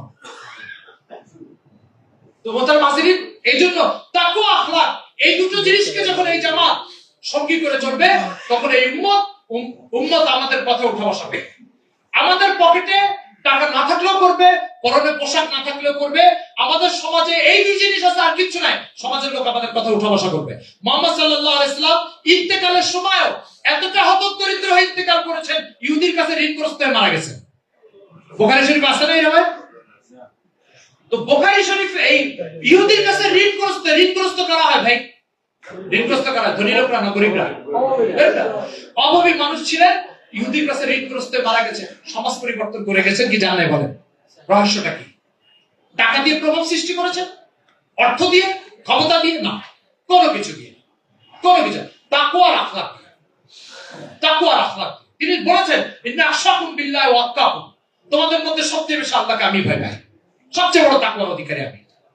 আর আখলাকের কথা, ও আল্লাহ, আখলাকের কথা তো কি বলবো। জর্জ বাগদাসি একজন মার্কিন গবেষক, তার লিখিত একটা বই সেভে আসছে, যেটার আরবি অনুবাদ হচ্ছে নাশাতুল কুল্লিয়া, মিশর থেকে ছেপেছে, 800 পৃষ্ঠার, ওটা আমার কাছে আছে। এই জর্জ বাগদাসি লিখছে মুহাম্মাদের আখলাকের কথা কি বলবো, সে খ্রিস্টান অবস্থায় মারা গেছে। মুহাম্মাদের আখলাকের কথা কি বলবো? 7ম হিজরিতে খাইবারের যুদ্ধে সাফিয়া বিনতে হুয়াই ইবনে আখতাব, ইহুদি সম্রাটের মেয়ে, তাকে যুদ্ধে গ্রেফতার করে এনে তাকে আযাদ করে মুহাম্মদ সাল্লাল্লাহু আলাইহি ওয়াসাল্লাম বিয়ে করেছেন। এই সাফিয়া বিনতে হুয়াই ইবনে আখতাবের বাবাকে মুহাম্মদ সাল্লাল্লাহু আলাইহি ওয়াসাল্লাম হত্যা করেছেন, সাহাবায়ে কেরাম যুদ্ধে হত্যা করেছেন, তার স্বামীকে হত্যা করেছেন, তার চাচাকে হত্যা করেছেন। সে মুহাম্মদ সাল্লাল্লাহু আলাইহি ওয়াসাল্লামের কাছে এসে সংসার করেছে 4 বছর। জর্জ বাগদাসির বক্তব্য হচ্ছে এই 4 বছরে কোন একদিন একবারের জন্য সাফিয়া বিনতে হুয়াই ইবনে আখতাব মুহাম্মদ সাল্লাল্লাহু আলাইহি ওয়াসাল্লামকে বলে নাই যে মুহাম্মদ, তোমার সাথে আমি সংসার করব না কারণ তুমি আমার বাবাকে হত্যা করেছো। মুহাম্মদ, তোমার সাথে সংসার করব না কারণ তুমি আমার ভাইকে হত্যা করেছো, তুমি আমার স্বামীকে হত্যা করেছো। কোনদিন এই কথা বলে নাই। মুহাম্মদ সাল্লাল্লাহু আলাইহি ওয়াসাল্লামের কাছে আসছে আখলাকের স্পর্শে, তার অতীতের কি ঘাটতি, কে মারা গেছে, কে শহীদ এই দুনিয়া থেকে খতম হয়েছে, এই সব কিছু সে মুহাম্মদ সাল্লাল্লাহু আলাইহি ওয়াসাল্লামের আখলাকের জোয়ারে সব ভুলে গেছে। আল্লাহু আকবার। আপনি পড়ে দেখেন জর্জ বাগদাসির বক্তব্য। কোন মুসলমান আর ইসলামিক স্কলার মাওলানা আলী মিয়া নদভীর বক্তব্য না, এটা খ্রিস্টানের বক্তব্য। এই জর্জ বাগদাসি এই কথা লিখেছেন, মুহাম্মদ সভ্যতার জন্য অপরিহার্য। কেন সভ্যতার জন্য অপরিহার্য? তার কারণ হচ্ছে মুহাম্মদ সাল্লাল্লাহু আলাইহি ওয়াসাল্লাম যার মক্কার কাফেরের কাছে নিরাপদ না, তাদের মাল মুহাম্মদের কাছে নিরাপদ। এই ব্যক্তি যদি সভ্যতার জন্য অপরিহার্য না হয়, তাহলে সভ্যতার জন্য অপরিহার্য কে? সিরাত পড়তে হবে ভাই, সিরাত না পড়লে আমরা যাবো না। সেজন্য আস্থা অর্জনের জন্য তাকওয়া আর আখলাক, ওলামায়ে কেরামের হাতে যদি তাকওয়া আখলাক থাকে, তাহলে এই উম্মতের দিনের ভিতরে এত আস্থা জন্ম নেবে, সব রাজনীতিবিদ পয়সার দাপটা, ক্ষমতার দাপটকে উপেক্ষা করে উম্মতে ওলামায়ে কেরামের কাছে গোলাম হয়ে থাকবে। আম্বিয়া কেরামের প্রভাব কখনো অর্থ দিয়ে প্রতিষ্ঠিত হয়নি। আম্বিয়া কেরামের প্রভাব সমাজের উপরে কখনোই ক্ষমতা দিয়ে প্রতিষ্ঠিত হয়নি, আখলাক আর তাকওয়া দিয়ে প্রতিষ্ঠিত হয়েছে। আপনি যে দেখেন ইউসুফ আলাইহিস সালাম কি আজীব আখলাক, জেলখানার চোর, ডাকাত, বাটপার, এদের সাথে উনি জেলখানায় সময় পার করেছেন। জেলখানার আসামিরা ওনাকে বলছে ইন্না নারাকা মিনাল মুহসিনিন, আপনাকে একজন মহৎ মানুষ মনে হয়। যারা আখলাকের কিচ্ছু বোঝে না, সমাজের অবহেলিত, উপেক্ষিত এবং সমাজ ধ্বংসকারী শ্রেণী, সেই শ্রেণী আখলাকের কিচ্ছু বোঝে না, তারা ইউসুফ আলাইহিস সালামের আখলাকে মুগ্ধ হয়ে বলছে আপনাকে একজন মহৎ মানুষ মনে হচ্ছে। আশ্চর্য না? এই আখলাক আমাদের সামনে থাকতে হবে। আবার মিশরের বাদশা হয়েছেন, তখন ওনার ভাইরা দুর্ভিক্ষে জর্জরিত হয়ে খাবার নিতে আসছে, ওনারাও ওনার মেহমানদারি আর ইকরামে মুগ্ধ হয়ে ওখানে এই কথা বলেছে। এই ইবারত সূরা ইউসুফে 2 জায়গা আছে, ইন্না নারাকা মিনাল মুহসিনিন। একবার জেলখানার আসামিদের বক্তব্য, একবার দুর্ভিক্ষে জর্জরিত ওনার ভাইদের বক্তব্য। আপনাকে একজন মহৎ মানুষ মনে হচ্ছে। ইমাম কুরতুবী কি আজীব কথা লিখেছে। ইমাম কুরতুবী লিখছেন কি জানেন? বলছে যে জেলখানার আসামি অসহায় ইউসুফের আখলাক আর মিশরের বাদশা ইউসুফের আখলাকের ভিতরে কোনো পার্থক্য নেই। আমাদের অবস্থা কি? আমরা যখন অসহায় থাকি তখন আখলাক দেখাই, আর যখন ক্ষমতা পাই বা অর্থবিত্তে এসে যায় তখন আমাদের আখলাক খতম হয়ে যায়, তাই না? শেখ সাদি নিজেই কারিমের মধ্যে লিখছে না, গুদামার তাওয়াজু কুনাত কুয়ুস। ফকির যদি আখলাক দেখায় তো এটা তো দেখাতে বাধ্য, তার কারণ এটা না থাকলে সে ভিক্ষা পাবে না। এই জন্য ফকির আখলাক দেখায়। কিন্তু আখলাক কোনটা? ক্ষমতাবান যদি আখলাক দেখে সেটা হচ্ছে আখলাক। তো মুহাম্মদ সাল্লাল্লাহু আলাইহি ওয়াসাল্লামের আখলাকের কি অবস্থা ছিল, যে বাবা মারা গেছে, স্বামী মারা গেছে, চাচা যুদ্ধে শেষ হয়ে গেছে, এই মহিলাকে নিয়ে এসে বিবাহ করে ঘর সংসারে নিয়ে এসছে, কোনদিন সে প্রশ্ন করেন আপনার সাথে থাকবে না, বলেছেন আজীবন মোহাম্মদ সাল্লাল্লাহু আলাইহি ওয়াসাল্লামের স্ত্রী হয়ে। আচ্ছা, তার বাবা ইহুদিদের সম্রাট ছিল, তার বিলাসী জীবন, খানা পিনা, তারপরে আনন্দ ফুর্তির জীবন, সেটা মানে সহজে অনুমান করা যায়। মোহাম্মদ সাল্লাল্লাহু আলাইহি ওয়াসাল্লামের কাছে এসে মা 1 মাস চলে গেছে চুলা জ্বালা, পরনে পয়সা নেই, এই পরনে কাপড় নেই, পেটে খাবার নেই, কিন্তু কোনোদিন এই কথা বলেনি আপনার এই দারিদ্রতার কষাঘাতের জীবন আমি বহন করতে পারবো না, আমি আমার আগের জীবনে ফিরে যেতে চাই। কোনোদিন বলে আখলাক কাকে মানব জীবনের আখলাক সব ঘাটতিকে শেষ করে দেয়। এই জন্য মুহতারাম হাজিরিন, আখলাক আর তাকওয়া এটা উলামা ইকরামের আত্মস্থ করতে হবে, উম্মত কথায় উঠা বসা করবে। যদি আমরা যেটাকে মনে করি পয়সা থাকতে হবে, ক্ষমতা থাকতে হবে, তাহলে আম্বিয়া ইকরামের মধ্যে দাউদ আর সুলাইমান আলাইহিস সালাম ছাড়া বাকিদেরকে আল্লাহ পাক এটা দিয়ে, এই পুঁজিটা দিয়ে দাওয়াতের কাছে পাঠাতেন। কিন্তু কই দেখেন তো, মাত্র 2 জন ব্যক্তিকে আল্লাহ তাআলা, 2 জন নবীকে আল্লাহ তাআলা ক্ষমতা দিয়েছেন, দাউদ আর সুলাইমান আলাইহিস সালাম। দাউদ আর সুলাইমান আলাইহিস সালামকে তাও ক্ষমতা দিয়েছেন কেন? এটা আম্বিয়া ইকরামের সামগ্রিক উসুলের খেলাফ। ইমাম কুরতুবী লিখেছেন, এটা আমার কথা, যে সামগ্রিক উসুলের খেলাফ হচ্ছে 2 জন নবীকে আল্লাহ পাক ক্ষমতা দিয়েছেন। কারণ দুনিয়ার মানুষের সামনে এটা আসার দরকার যে ক্ষমতাবান কিভাবে আল্লাহর মতো মালিকের সামনে মাথা ঝুঁকায় আর এনামতের জিন্দেগি, তাসলিমের জিন্দেগি, আত্মসমর্পণের জিন্দেগি পার করে, শুকরের জিন্দেগি পার করে। এরও নবীদের থেকে কিছু নমুনা আসার দরকার ছিল। এই জন্য সুলাইমান আর দাউদকে ব্যাপক ক্ষমতা দিয়ে আল্লাহ তাআলা দেখাই দিয়েছে যে দেখো ওরা এই পরিমাণ ক্ষমতার অধিকারী হওয়া সত্ত্বেও আমার সামনে মাথা ঝুঁকায় জিন্দেগি পার করেছে। এই জন্য একটা নমুনা দরকার ছিল, নতুবা নবীদেরকে ক্ষমতার অর্থ দেওয়ার কোনো কারণ নেই। মুহতারাম হাজিরিন, দেখেন দাউদ আলাইহিস সুলাইমান আলাইহিস সালামের অবস্থা, তাজরি রিয়াহু বিআমরি, আছে না কোরআনে? বাতাস তার কথায় চলে। উল্লিমনা মানতিকাত তাইর, দাউদ আলাইহিস সালামের সুলাইমান আলাইহিস সালামের ব্যাপারে আসছে, আমাকে পাখির ভাষা শিক্ষা দেওয়া হয়েছে। قالت نملة يا أيها النمل ادخلوا مساكنكم لا يحطمنكم سليمان وجنوده وهم لا يشعرون فتبسم ضاحكا। কয়েক কিলোমিটার দূর থেকে একটা পিঁপড়া একটা বক্তব্য দিয়েছে সুলাইমান আলাইহিস সালাম সম্পর্কে, তিনি কয়েক কিলোমিটার দূর থেকে সেই কথা শুনে হেসে দিয়েছেন। না বুঝলে আসবে, না বোঝার পরে আসবে? বুঝার পরে আসবে। তাহলে পিপিলিকার কথা বুঝতেন কি বুঝতেন না? কি পরিমাণ যোগ্যতার ক্ষমতার অধিকারী, বাতাস তার কথায় চলে।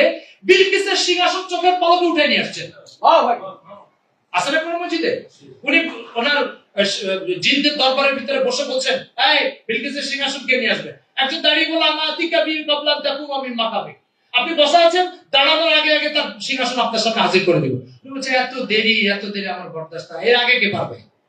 একজন বলছে, আনা আতিকা বি কবলা ইয়াফতাতা ইলাইকা তারফু, আপনার চোখের পলক পড়ার আগে নিয়ে আসবো। বলছে শাবাশ, নিয়ে আসো। তারপরে বিলকিসের সিংহাসন চোখের পলকের পর সাথে সাথে তার সামনে হাজির। আছে সূরা নাহলের মধ্যে গল্প আছে। কি অর্থ এটা? এই পরিমাণ ক্ষমতার অধিকারী, এই পরিমাণ তার দাপট, জিনের উপরে ক্ষমতা, বাতাসের উপরে ক্ষমতা, পিপিলিকার উপরে ক্ষমতা, পাখির ভাষা জানে, সবকিছু তার অর্ডারে চলে। এরপরে তার বক্তব্য হচ্ছে রব্বি আউজিনি আন আশকুরা নি'মাতাকাল্লাতী, হে আল্লাহ আমাকে তৌফিক দেন আমি যাতে আপনার সামনে মাথা নত করে জিন্দেগি পার করতে পারি।